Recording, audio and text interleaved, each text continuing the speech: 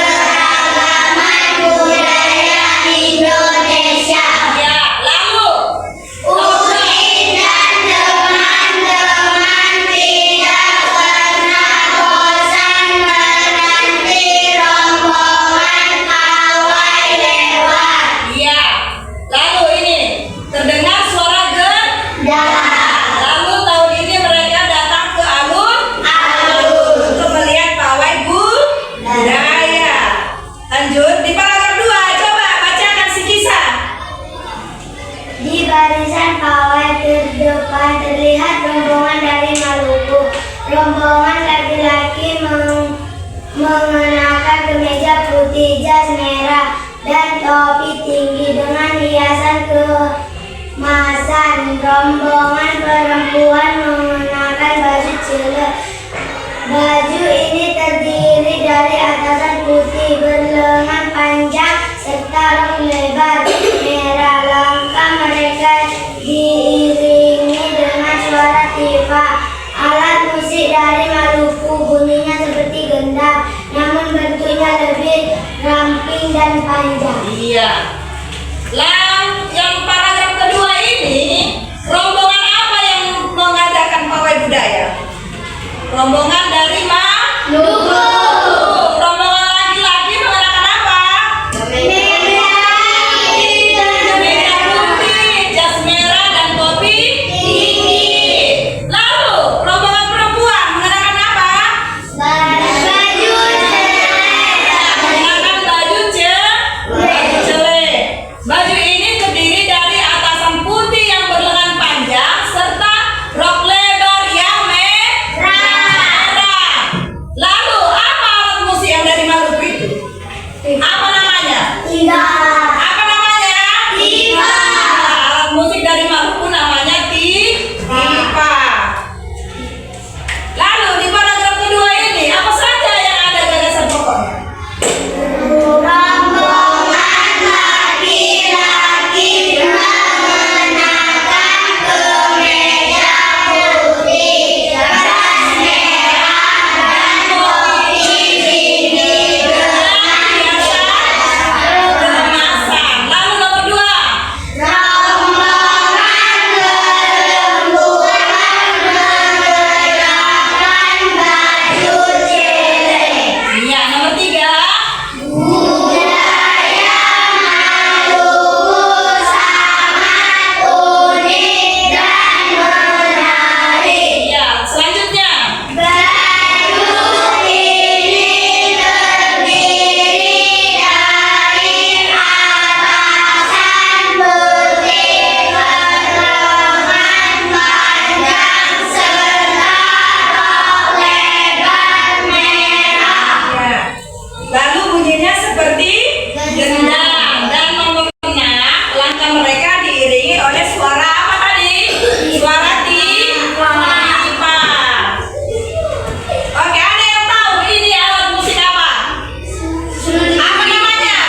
Iya, namanya adalah seruling. Indonesia memiliki banyak pulau. Pulau-pulau tersebut terdiri dari bermacam-macam kebudayaan yang terdapat suku bangsa, tarian adat, rumah adat, agama, senjata tradisional, dan lain-lain. Keberagaman tersebut menjadi ciri khas suatu daerah di Indonesia. Walaupun Indonesia memiliki berbagai macam perbedaan, namun tetap dalam satu wadah negara kesatuan Republik Indonesia atau NKRI. Keragaman tersebut merupakan kekayaan yang tak ternilai harganya. Oleh karena itu, keragaman budaya harus dilestarikan dan dijaga. Oke, kita masuk ke bunyi. Apa itu bunyi? Satu orang membaca bunyi. Arga, bacakan. Bunyi adalah suara yang dihasilkan dari benda yang tergetar. Getaran dari suatu benda akan mengakibatkan udara di sekitarnya bergetar. Getaran tersebut menimbulkan gelombang bunyi di udara. Iya, apa tadi, Pak? Apa tadi arti dari bunyi? Bunyi adalah suara yang dihasilkan dari benda yang bergetar. Getaran dari suatu benda akan mengakibatkan udara di sekitarnya bergetar. Lalu sumber bunyi.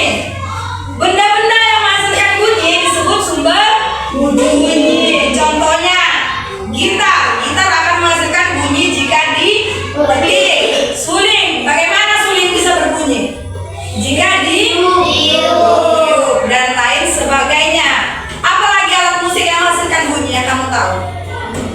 Gendang. Gendang. Bagaimana gendang hasilkan bunyi jika dipukul? Iya.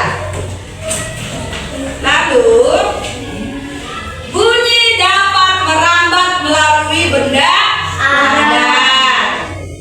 Bunyi dapat merambat melalui benda cair. Lalu bunyi dapat merambat melalui gas. Oke. Tadi kan sudah kamu perhatikan materi kita hari ini. Lalu ibu punya tugas sama kamu. Iya, Pak Bu. Tugas kelompok. Ini nanti ibu bagikan satu kelompok satu orang, lalu dikumpul. Hari ini dikumpul ya.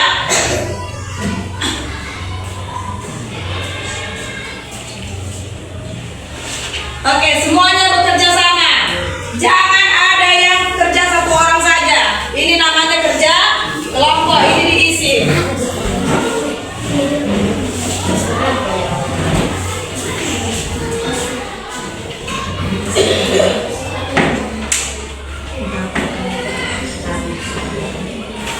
Bagaimana anak-anak ibu? Apakah sudah siap? Oke, satu orang mengumpul ke depan. Setiap kelompok satu orang mengumpul ke depan.